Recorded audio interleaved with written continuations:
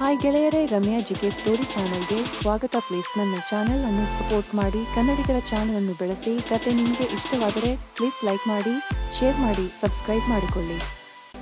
ಕರ್ನಾಟಕದ ಸುಪ್ರಸಿದ್ಧ ಜ್ಯೋತಿಷರು ಪಂಡಿತ್ ಶ್ರೀ ರಘುನಂದನ್ ಭಟ್. ಸ್ತ್ರೀ ಪುರುಷ ವಶೀಕರಣ, ಪ್ರೇಮ ವಿಚಾರ, ಸಾಲ ಬಾಧೆ, ವ್ಯಾಪಾರದಲ್ಲಿ ಕಷ್ಟ ನಷ್ಟ, ಜಾಗದ ತಕರಾರು, ಪ್ರೇತ ಬಾಧೆ, ದಾಂಪತ್ಯದಲ್ಲಿನ ಸಮಸ್ಯೆ ಹಾಗೂ ಎಲ್ಲಿಯೂ ಪರಿಹಾರವಾಗದ ಯಾವುದೇ ಗುಪ್ತ ಕಠಿಣ ಸಮಸ್ಯೆಗಳೇನೇ ಇದ್ದರೂ ಕೆಲವೇ ದಿನಗಳಲ್ಲಿ ಗ್ಯಾರಂಟಿ ಪರಿಹಾರಕ್ಕಾಗಿ ಇಂದೇ ಗುರೂಜಿ ಪಂಡಿತ್ ಶ್ರೀ ರಘುನಂದನ್ ಭಟ್ ಅವರನ್ನು ಸಂಪರ್ಕಿಸಿ. 9972230030 997222303030. ಸಾಯಂಕಾಲ 6 ಗಂಟೆಗೆ ಬಸ್ನಿಂದ ಇಳಿದು ರಿಕ್ಷಾದಲ್ಲಿ ಹೋಗುತ್ತಿದ್ದೆ.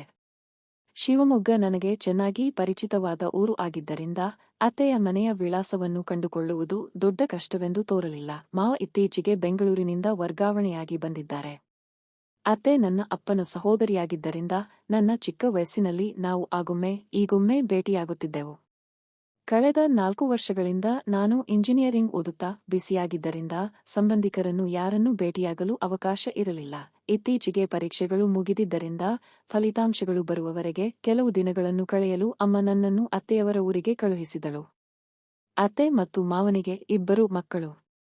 ದೊಡ್ಡವನಾದ ಪ್ರವೀರ್ ಇತ್ತೀಚೆಗೆ ಪುಣೆಗೆ ತೆರಳಿ ಅಲ್ಲಿ ಒಂದು ದೊಡ್ಡ ಸಾಫ್ಟ್ವೇರ್ ಕಂಪನಿಯಲ್ಲಿ ಕೆಲಸ ಮಾಡುತ್ತಿದ್ದಾನೆ.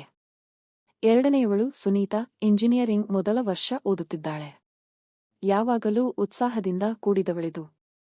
ಮಳೆ ಬರುವ ಸೂಚನೆ ಇದ್ದದ್ದರಿಂದ ನಾನು ಗಡಿಬಿಡಿಯಾಗಿ ರಿಕ್ಷಾದಲ್ಲಿ ಇಳಿದು ಮನೆಯ ಕಡೆಗೆ ಹೋದೆ.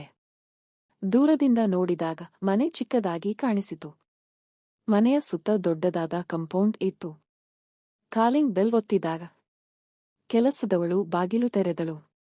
ನಾನು ಯಾರೆಂದು ಹೇಳಿ ಒಳಗೆ ಹೋದೆ. ಅತ್ತೆಯವರು ತುರ್ತವಾಗಿ ಯಾರೋ ಹತ್ತಿರದ ಸಂಬಂಧಿಕರು ಅನಾರೋಗ್ಯದಿಂದ ಇದ್ದರೆಂದು ಭದ್ರಾವತಿಗೆ 1 ಗಂಟೆ ಹಿಂದೆ ಹೋಗಿದ್ದಾರೆ ಎಂದು ಕೆಲಸದವಳು ಹೇಳಿದಳು. ಎಲ್ಲ ವೈದ್ಯರನ್ನು ಭೇಟಿ ಮಾಡಲು ಹೋಗಿದ್ದಾರೆ ಎಂದು ಆತುರದಿಂದ ಕೇಳಿದೆ. ಸುನೀತಾ ಅಮ್ಮಗಳು ಹೋಗಿ ಈಗ ಯಾವುದೋ ಕಂಪ್ಯೂಟರ್ ಕ್ಲಾಸ್ ಇದೆ ಎಂದು ಹೊರಗೆ ಹೋಗಿದ್ದಾಳೆ ಎಂದಳು. ಕೆಲಸದವರು ನನಗೆ ಒಂಟಿಯಾಗಿರುವುದು ಕಷ್ಟವೆನಿಸುತ್ತಿತ್ತು. ಹೊರಗೆ ಹೋಗಿ ಬರೋಣ ಅಂತ ಅಂದುಕೊಳ್ಳುತ್ತಿದ್ದಾಗ ಮಳೆಯ ಶುರುವಾಯಿತು. ಬಟ್ಟೆ ಬದಲಾಯಿಸಿ ಕೆಲಸದವರು ಕೊಟ್ಟ ಕಾಫಿ ಕುಡಿಯುತ್ತಾ ಹೊರಗಿನ ಮಳೆಯನ್ನು ನೋಡುತ್ತಿದ್ದೆ. ಮಳೆ ಸ್ವಲ್ಪ ಕಡಿಮೆಯಾಗುತ್ತಿದ್ದಂತೆ ಮನೆಯ ಮುಂದೆ ರಿಕ್ಷಾ ಬಂದು ನಿಂತಿತು. ನನ್ನನ್ನು ನೋಡಿ ಹಾಯ್ ಶ್ರೀನು, ಯಾವಾಗ ಬಂದೆಯೇ ಎಂದು ಸುನೀತಾ ಆನಂದದಿಂದ ಕೇಳಿದಳು. ಸುನೀತಾ ಸಂಪೂರ್ಣವಾಗಿ ಒದ್ದೆಯಾಗಿದ್ದಳು. ಸಂಸ್ಕಾರ ತಡೆಯಾದರೂ ಆಕೆಯ ಸೌಂದರ್ಯವನ್ನು ನೋಡದೇ ಇರಲಾಗಲಿಲ್ಲ ಸುನೀತಾಗೆ. ಈಗ 20 ವರ್ಷ, ತೆಳ್ಳಗೂ ಅಲ್ಲ ದಪ್ಪಗೂ ಅಲ್ಲ, ಬಿಳಿಯ ದೇಹ ನೆಂದುಕೊಂಡು ಬಂದಿರುವಾಗ ತುಂಬಾ ಸುಂದರವಾಗಿ ಕಾಣಿಸಿತು. ಇರು, ನಾನು ಈಗ ಬರುತ್ತೇನೆ ಎಂದು ಅಡುಗೆ ಮನೆಯ ಮೂಲಕ ಬಾತ್ರೂಂಗೆ ಓಡಿದಳು. ಕೆಲವೇ ಸಮಯದಲ್ಲಿ ಇನ್ನು ಕಾಫಿ ಇದೆಯೇ ಎಂದು ನೋಡೋಣ ಎಂದು ಅಡುಗೆ ಮನೆಗೆ ಹೋದೆ. ಕಾಫಿ ನೋಡಿ ತೆರವುಗೊಳ್ಳುವಾಗ ಕಿಟಕಿಯಿಂದ ನೋಡಿದಾಗ ತಾಳ ಹಳದಿ ಬಣ್ಣದ ಬೆನ್ನು ಕಾಣಿಸಿತು. ನನ್ನ ಹೃದಯ ಜೋರಾಗಿ ಬಡಿಯಲು ಶುರುವಾಯಿತು. ಮನಸ್ಸು ಅಬೇಡ ಎಂದು ಘೋಷಿಸುತ್ತಿತ್ತು. ಕಣ್ಣುಗಳನ್ನು ತಿರುಗಿಸಲಾಗಲಿಲ್ಲ. ಸುನೀತಾ ಒಮ್ಮೆಲೆ ಹಿಂದೆ ತಿರುಗಿದಳು. ನನಗೆ ಕರೆಂಟ್ ಶಾಕ್ ತಗುಲಿದಷ್ಟು ಆಯಿತು. ಆ ಕ್ಷಣದಲ್ಲಿ ಸುನೀತಾ ಕೂಡ ಸೂನನಿಟ್ಟು ಸುಮ್ಮನ ನೋಡುತ್ತಿದ್ದಳು. ನನ್ನ ಕಣ್ಣುಗಳಲ್ಲಿ ನೋಡಿ ವಿಚಿತ್ರವಾಗಿ ನಕ್ಕಳು. ನಾನು ಅಲ್ಲೇ ನಿಂತು ಬಿಟ್ಟೆ. ನಾನು ಭೂಮಿಯೊಳಗೆ ಜಾರಿ ಹೋಗುತ್ತಿದ್ದೇನೆ ಎಂದು ತೋರಿತು. ಗೊತ್ತಿಲ್ಲದ ಆತಂಕದಿಂದ ಗಡಿಯ ವರಾಂಡಕ್ಕೆ ಬಂದುಬಿಟ್ಟೆ.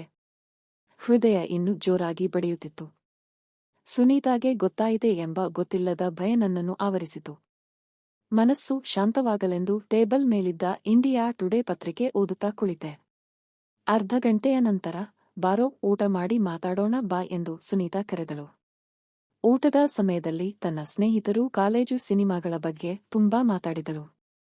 ಊಟ ಮಾಡುವಾಗ ಇದು ಉದ್ದೇಶಪೂರ್ವಕವಾಗಿ ಹೊರಗೆ ಸರಿಯುತ್ತಿದೆ ಎಂದು ತೋರಿತು.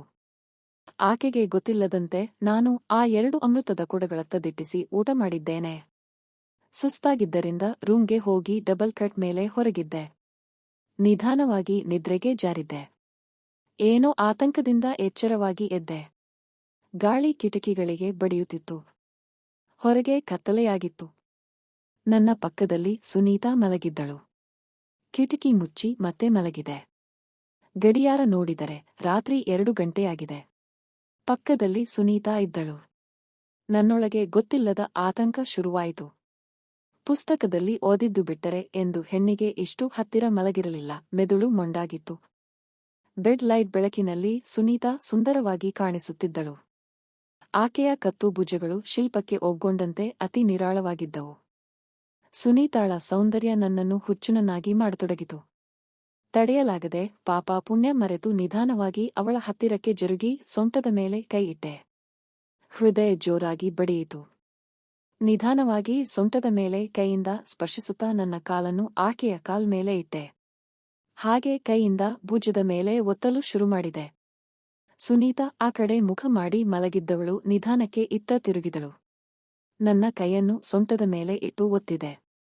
ಸುನೀತಾಳ ಉಸಿರು ಗಟ್ಟಿಯಾಗತೊಡಗಿತು. ಆಗ ಆಕೆ ನಿದ್ರೆಯಲ್ಲಿ ಇಲ್ಲ ಎಂದು ಗೊತ್ತಾಯಿತು.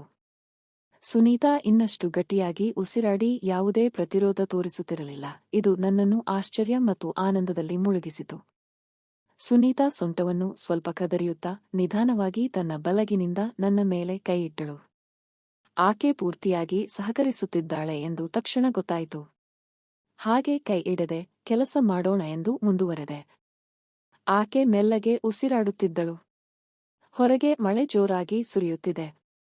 ನಿಶ್ಶಬ್ದವನ್ನು ಮುರಿದು ಸುನೀತಾಗೆ ಮುತ್ತಿಡುವುದನ್ನು ಶುರುಮಾಡಿದೆ.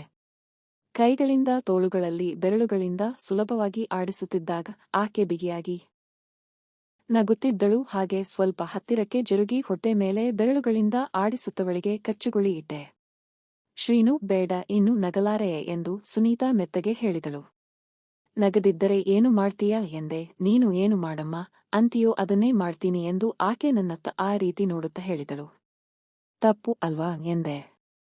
ಗೊತ್ತಿಲ್ಲ, ಒಂದು ಕ್ಷಣ ನಿಲ್ಲು. ತಪ್ಪೇ ಆದರೂ ಪರವಾಗಿಲ್ಲ ಎಂದಳು. ಸುನೀತಾ, ಯಾರಾದರೂ ನೋಡ್ತಾರೆ ಅಲ್ವಾ ಎಂದೆ. ಆಕೆ ನನ್ನ ಕಣ್ಣುಗಳಲ್ಲಿ ಆಸೆಯಿಂದ ನೋಡಿ ನಕ್ಕಳು. ನನ್ನೊಳಗಿನ ವಿವೇಕ ನಾಶವಾಯಿತು. ಪಾಪ ಪುಣ್ಯ ಗೊತ್ತಾಗದಾಯಿತು. ಸುನೀತಾ ಆ ಕಡೆಯಿಂದ ತಿರುಗಿ ಬೆನ್ನಿಗೆ ಮಲಗಿದಳು. ಇಬ್ಬರು ಸರಿಯಾದ ವಯಸ್ಸಿನವರೇ ಆಗಿದ್ದರಿಂದ ಆಸೆಯಿಂದ ತಡೆಯಲಾಗದೆ ಒಂದೇ ರಂಗಿನಲ್ಲಿ ಕೆಲಸ ಶುರು ಮಾಡಿದೆವು. ಹೊರಗೆ ಜೋರಾಗಿ ಮಳೆ ಸುರಿಯುತ್ತಿರುವಾಗ ಕರೆಂಟ್ ಹೋಯಿತು ಎಂದು ಸುನೀತಾಗೆ ಕತ್ತಲೆ ಅಂದರೆ ಭಯವಂತೆ. ಆಗ ನಮಗಿಬ್ಬರಿಗೂ ನಿರಾಶೆಯಾಯಿತು. ಕರೆಂಟ್ ಬರಬಹುದು ಅಂತ ಕಾಯುತ್ತಿದ್ದೆವು. ಮಳೆ ಜೋರಾಗಿ ಸುರಿಯುತ್ತಿದ್ದರಿಂದ ವಿದ್ಯುತ್ ಬರುವುದು ತಡವಾಯಿತು.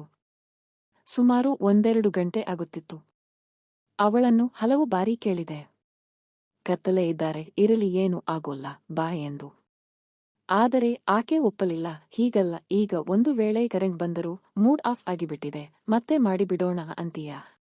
ನಿನಗೆ ಇಷ್ಟವಿದ್ದರೆ ಇರು, ಇಲ್ಲದಿದ್ದರೆ ಅತ್ತಲಿನ ಬೆಡ್ರೂಮ್ಗೆ ಹೋಗಿ ಮಲಗುವೆ ಎಂದು ಗಡುಸಾಗಿ ಹೇಳಿದಳು. ಏನು ಮಾಡಲಾಗದೆ ಹಾಗೆ ಇದ್ದೆ. ಕೆಲವೇ ಸಮಯದಲ್ಲಿ ಒಂದು ಐಡಿಯಾ ಬಂತು. ಮನೆಯಲ್ಲಿ ಕೆಲಸದವಳು ಇದ್ದಾಳಾ ಎಂದು ಸುನೀತಾಳನ್ನು ಕೇಳಿದೆ. ಹೌದು, ಕೆಲಸದವಳು ಮತ್ತು ಆಕೆಯ ಗಂಡ ಇಲ್ಲೇ ಪಕ್ಕದ ರೂಮ್ನಲ್ಲಿ ಮಲಗಿದ್ದಾರೆ ಎಂದಳು. ಹೌದಾ? 1 ನಿಮಿಷ ಇರು ಎಂದು ಹೊರಗೆ ಹೋದೆ. ಕೆಲಸದವಳನ್ನು ಕೇಳಲು ಹೋಗಿ ಮೇಣದ ಬತ್ತಿ ತೆಗೆದುಕೊಳ್ಳೋಣ ಎಂದು ಯೋಚಿಸಿದೆ. ಆಗ ವಿದ್ಯುತ್ ಇಲ್ಲದಿದ್ದರೂ ನಮ್ಮ ಕೆಲಸಕ್ಕೆ ಅಡಚಣೆ ಆಗುವುದಿಲ್ಲ. ತಕ್ಷಣ ಕೆಲಸದವಳ ರೂಮ್ ಬಳಿಗೆ ಹೋದೆ. ಸಣ್ಣಗೆ ಏನೋ ಶಬ್ದ ಕೇಳಿಸಿತು. ಸಂಶಯ ಬಂದು ಕಿಟಕಿಯಿಂದ ನೋಡಿದರೆ ಕೆಲಸದವಳು ಮತ್ತು ಆಕೆಯ ಗಂಡ ಕತ್ತಲೆಯಲ್ಲೇ ಆಟವಾಡುತ್ತಿದ್ದರು. ಸುನೀತಾಗೆ ಮೇಣದ ಬತ್ತಿ ಇದ್ದರೆ ಮಾತ್ರ ಅನುಮತಿ ಇಲ್ಲ ಎಂದು ತೋರಿತು. ಬಾಗಿಲು ಬಡಿಯಲ್ಲಿ ಬೇಡವೆಯೇ ಎಂದು ಲೆಕ್ಕಾಚಾರ ಹಾಕುತ್ತಾ ಜೋರಾಗಿ ಮಳೆ ಸುರಿಯುತ್ತಾ ತಂಪಾದ ಗಾಳಿಯನ್ನು ಆಸ್ವಾದಿಸುತ್ತಿದ್ದೆ. ಆದರೆ ನನ್ನೊಳಗಿನ ಆವೇಗ ತಡೆಯಲಾಗದೆ ಕೆಲಸದವಳ ಬಾಗಿಲು ಬಿಡಿದೆ. ತಪ್ಪಾದರೂ ಅವರು ತಕ್ಷಣ ಸರಿಪಡಿಸಿಕೊಂಡು ಬಾಗಿಲು ತೆರೆದರು. ರೂಮ್ನಲ್ಲಿ ಕತ್ತಲಾಗಿತ್ತು. ವಿದ್ಯುತ್ ಹೋಗಿ ಸಾಕಷ್ಟು ಸಮಯವಾಯಿತು. ಮೇಣದ ಬತ್ತಿ ಹಚ್ಚಿಯೇ ಎಂದು ದೀನತನದಿಂದ ಕೇಳಿದೆ. ಸರಿಯೇ ಎಂದು ಆಕೆ ಮೇಣದ ಬತ್ತಿ ಹಚ್ಚಿ ಇನ್ನೇನಾದರೂ ಬೇಕಾ ಎಂದು ಕೇಳಿದಳು. ಬೇಡ, ಹೋಗಿ ನಿಮ್ಮ ನಿದ್ದೆಗೆ ತೊಂದರೆ ಮಾಡಿದ್ದಕ್ಕೆ ಸರಿಯೇ ಎಂದೆ.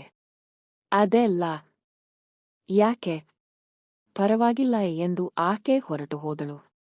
ತಕ್ಷಣ ರೂಮ್ಗೆ ಹೋಗಿ, ಸುನಿ, ಈಗ ಓಕೆನಾ ಎಂದರೆ, ನಿನ್ನ ಇಷ್ಟ, ಇವತ್ತು ನನ್ನನ್ನು ನೀನು ಬಿಡುವಂತೆ ಕಾಣುತ್ತಿಲ್ಲ, ಬಾ ಎಂದು ಹುಸಿಕೋಪದಿಂದ ನಕ್ಕಳು. ಈ ತಂಪು ಮಳೆಯಲ್ಲಿ ಅದೇನೇ ಆದರೂ ನಿನ್ನನ್ನು ಬಿಡುವುದಿಲ್ಲ ಎಂದು ಸುನೀತಾ ಮೇಲೆ ಜಿಗಿದೆ. ಸಮಯ ವ್ಯರ್ಥ ಮಾಡದೆ ಅವಳನ್ನು ಖುಷಿಪಡಿಸಲು ಕೆಲಸ ಶುರು ಮಾಡಿದೆ. ಹೀಗೆ ಆ ರಾತ್ರಿ ಎಲ್ಲವನ್ನೂ ಮಾಡಿಕೊಂಡೆವು. ಪ್ರತಿ ಬಾರಿ ಹೊಸದಾಗಿ ಅನಿಸಿತು. ಈಗಲೂ ಅವಕಾಶ ಸಿಕ್ಕಾಗಲೆಲ್ಲ ಮಾಡಿಕೊಳ್ಳುತ್ತೇವೆ. ಇಬ್ಬರಿಗೂ ಮದುವೆಯಾದರೂ ಆ ದಿನ ನಡೆದ ಆ ಸಂಗಾತಿಯ ಆ ಮಜಾ ಬೇರೆಯೇ ಕತೆ. ಈ ಕತೆ ಇಷ್ಟವಾದರೆ ಒಂದು ಲೈಕ್ ಮಾಡಿ, ಚಾನೆಲ್ ಅನ್ನು ಸಬ್ಸ್ಕ್ರೈಬ್ ಮಾಡಿಕೊಳ್ಳಿ.